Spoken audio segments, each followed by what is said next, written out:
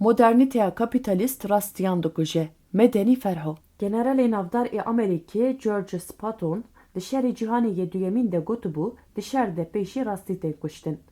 Generalên Amerîkê ku tev bi kirawat û papyonin her gotina wan ji kulîlkên buhara modernîteya kapitalîst e.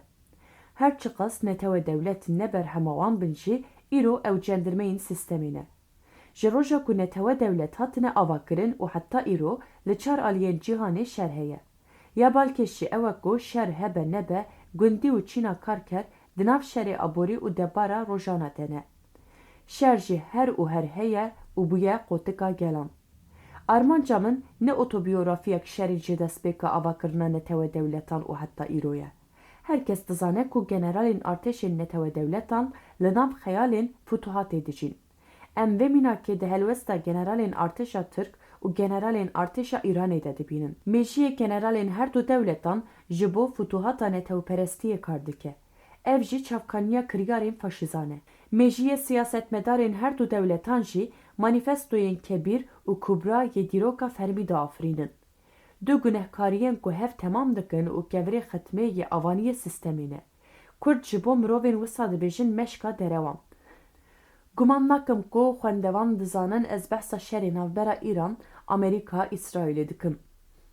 Gelek nivîskar û rojnamevan Amerîka, İsraîlê weke êrîşkar bi nav dikin.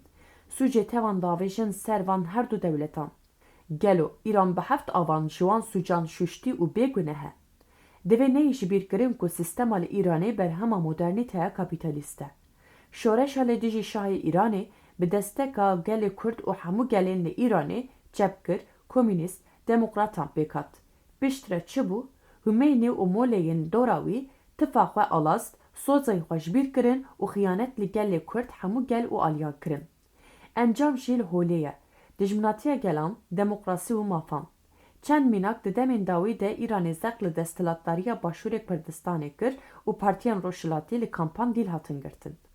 Îranê ji Tehranê heta Bêrûdê bên sit baregehên tampon ku dikarin şerê ta şeron bikin ava kirin û sosyolojiya gelên li herêmê serûbînî hev kirin. Di serdema têkoşîna bi pêşengiya jinan a jin jiyan azadî de bi girtin, îşkence û darbekirinan mêjiyê gelan felç kirin. Hemû felaketên li Rojhilatê Kurdistanê jî berhemên moleyên Îranê ne. Hîn jî bi sedan aktivîstên mafên mirovan Kurd, ne Kurd di zindanên Îranê de ne. Ya rast ez di navbera Îran, Amerîka û İsraîlê de cudatiyê nabînim. Sicîla her du aliyan jî tovê Waweylê ye. Ne hukuk, ne vicdan, ne adalet û ne jî xweşbînî li cem wan heye. Dema em li Îranê dinhêrin bîlançoya gunehên molayan di daxuyanî û bangên pejak û girtiyên din ên Rojhilat de tê dîtin. Ew bang û daxuyanî biyografiya kiryarên faşîzan û barbar ên desthilatdariya Tehranê ye. Herî dawî hêzên Kurdî yên Rojhilatê Kurdistanê dibin navê hevpeymaniya hêzên siyasî yên Kurdistana Îranê bi berpirsyariyek dîrokî tevgeriyan û wan daxuyaniyeke hevbeş da û weke her carê daxwaza demokratîkkirina komarê kir. Bersiva desthilatdariya Tehranê bû gevxwarin û êrişên li dijî hêzên Rojhilatî û herêma Başûrê Kurdistanê. Ne tenê di vî şerî de, her wiha şerê ku sed salin li Rojhilata navîn li deverên cuda yên cîhanê bê xwe te berdewam dikin, aşkere bûye ku muqeseta netewe dewletan têk çiye. Êdî kes nema dikare bêje li jor xwedayê mezin li jêr dewleta ebad. Sîstem xetimî ye. Bi suleya qibleya wan jî rêyek şaş nîşan dide û pêşî dewleta Enqereyê ev rastî dît û xwe daxilê Birêz Abdullah Öcalan kir. Lê macereperestên siyasî û zihnî hîn jî li zirna beriya sedsalî didin û weke Don Kîşot li pey xeyalên xam dibezin. Ev kes dewşirmen e. Ji bo wan diyalektîk û zanista dîrokê nîne. Derew, mandelekirin û guhertina dîrokê heye. Ev mîrateya paşeyên îttihat Terakîyê ye. Lê rewşeke dîrokê heye ku ew û bixwazin nexwazin wê çerxa jiyanê biguhere, her ka çemê dîrokê jî wê dewam bike. Bixwazin nexwazin wê hevsengiyên li herêmê biguherin. Yek ji aktorên hevsengiyên esasî yên herêmê Kurdin. Li Iraqê hevsengî hat guhertin. Li Sûriyeyê hevsengî hat guhertin. Wê li Îran û Tirkiye jî hevsengî werin guhertin. Hin kes di qesrên zeberced de rûniştine û quretiyan dikin. Gotinan li ber hev rêz dikin.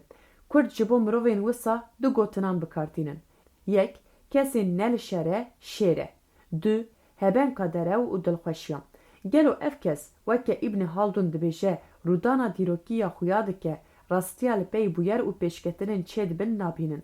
Her çiqas em di serdema Ewliya Çelebi û İbn Battuta de nejîn jî teknolojiya pêşketî agahiyan malûmatên berfireh dide. Piştî şerê nîv sed salî êdî Kurd bi tîpên Kurdî, bi mêjiyê Kurdî û ji aliyê rast de dixwînin. Dewleta Tirk gelîkên ji bo faşîzma Tirkî Turan danîbûn tev rakirin û behsa aştî û çareseriyê dikin. Di rojên dawî de heta bi pençîk Hakan Fidan Numan Kurtulmuş wan fêm kiriye ku hete şew û çeteyên Selefî nikarin dewleta Tirk ji parçebûnê rizgar bikin. Ji bo vê jî bangên aştiyê dikin. Dîsa jî Kurd bi aqlî selîm tev digerin û dibêjin divê ciddî tev bigerin û gavên dilsoz bavêjin. Divê demildest meclisa mezin mafê hêviyê bike pratîkê, qanûn û destûreke demokratîk amade bike. Rêya rizgariya ji faşîzma netewe dewletan rêya sêyemîn e. Giyanê netewe dewletan bedcan e û nikare bi mîtên derew li ser piyan bimîne. 100 sal temenê wan hebû û ev temam bû. Giyan û hişmendiya hîstorîzmê li gorî tevger û hêza gelan li ser piyan dimîne.